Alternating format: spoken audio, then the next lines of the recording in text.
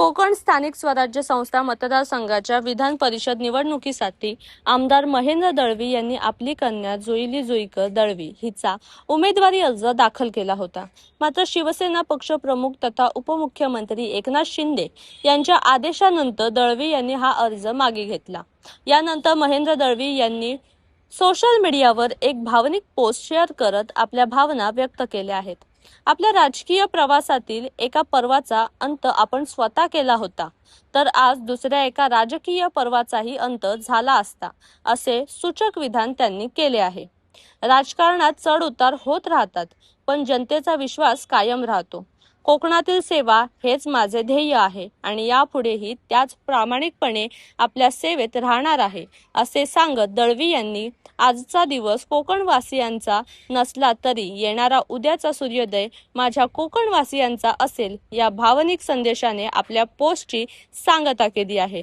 त्यांच्या या पोस्टची सध्या राजकीय वर्तुळात आणि सोशल मीडियावर मोठ्या प्रमाणात चर्चा सुरू आहेत. असं की पक्षशिस्त पाळणारा मी कार्यकर्ता आहे.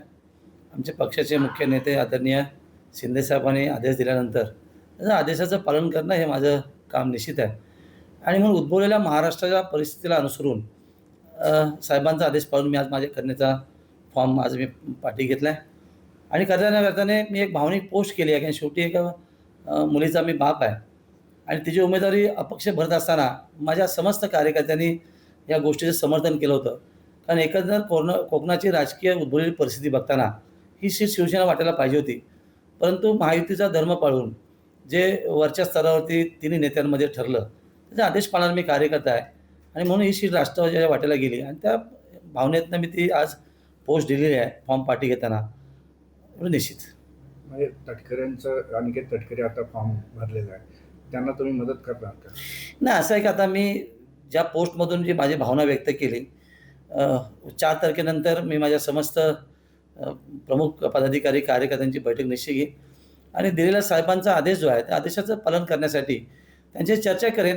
त्याच्यामध्ये जे सत्य बाहेर येईल किंवा जे सांगतील त्याप्रमाणे साहेबांच्या आदेशाप्रमाणे पुढचा प्रवास मी नक्की करेन. तुम्ही तुमच्या पोस्टमध्ये असं म्हटलं की राजकीय प्रवासामध्ये एक प्रवाह तुम्ही संपवलाय, दुसऱ्या पर्वाचा अंत करणार होतो. यामध्ये नेमकं काय घडलं? असं आहे की मी जेव्हा समाजकारण राजकारणामध्ये आलो तेव्हा शेतकरी कामगार पक्षासारखा बलाढ्य पक्ष या जिल्ह्यामध्ये किंवा महाराष्ट्रामध्ये होता आणि मग त्यांचा उपद्रव खूप वाढला होता की अनेकांना त्याचा त्रास सहन करावा लागला होता. आणि म्हणून मी समाजकारण राजकीय येत असताना त्यांच्याबरोबर अनेक निवडणुका लढलो आणि जिंकलो खऱ्या अर्थाने आणि लोकांचं समर्थन मिळालं. आणि ह्या स्वायत्त निवडणुकीमध्ये त्या पक्षाची एकही सीट मी येऊ दिली नाही आहे आणि मग त्या पक्षाचा अंत केला असं मी नक्की बोललो. तसंच आज रायगड जिल्ह्यामध्ये अशाच पद्धतीचा त्रास राष्ट्रवादीच्या माध्यमातून तटकरे साहेबांकडून आम्हाला नेहमीच झाला. त्याने देखील 4 वेळा आम्हाला फसवलेलं आहे. आम्ही त्यांचं प्रामाणिक करून फसवलं आहे. 2 जिल्हा परिषद निवडणुकीत अध्यक्षपदी असेल, झालेल्या विधानसभा निवडणुकीत असेल आणि आत्ता विधान परिषद असेल, या सगळ्या गोष्टीकडे बघत असताना मला असं भावनिकतेने वाटलं की यदाकदाची लढाई लढलो असतो तिथं मी जिंकून आलो असतो. याचा अर्थ असा आहे की त्याचाही अंत झाला असता. हा त्याची मागची माझी पार्श्वभूमी. पक्षातल्या नेत्यांच्यावर नाराजी आहे? नाही, अजिबात नाही आहे. माझ्या पक्षाचा नेताना मी सर्वोच्च मानणारा एक कार्यकर्ता आहे, दिलेल्या आदेशाचं पालन करणार आहे आणि मी कोणाच्यावर नाराजी व्यक्त करत नाही. पण शेवटी एक मुलीचा बाप म्हणून आणि दिलेल्या लोकांनी समर्थन म्हणून त्याचा आदर करत असताना माझ्या मनात आलेल्या भावना मी लोकांसमोर बोलून दाखवल्या. पण आपल्याच पक्षातील कार्यकर्त्यांची एक नाराजी आहे उघडपणे आपल्या व्हॉट्सअपला, स्टेटसला किंवा टी व्हीमध्ये होते की आपल्यावर नाराजी व्यक्त सगळे करतात. आपण या पोस्टकडे लोकांच्या सर्व नागरिकांची जी काही खंदे समर्थन आहे ते समर्थन सुद्धा आज नाराज आहेत, ती कशी खंत व्यक्त करेल? नाही, म्हणून मी माझी पोस्ट टाकली. शेवटी मी एक पक्षाचा सेवक आहे, एक कार्यकर्ता आहे, सैनिक आहे आणि पक्षावरती जी जबाबदारी आहे किंवा पक्षांची जबाबदारी दिली त्याचं पालन करायला मी कार्यकर्ता आहे. लढाया होतात जातात, सगळ्या गोष्टी आहेत, पण आलेली संधी गमावली याचं निश्चित आहे. त्यामुळे कार्यकर्त्यांचा रोष तर नक्कीच असणार. कदाचित ही लढाई आम्ही सहसा लढलो असतो तर नक्कीच जिंकून आलो असतो.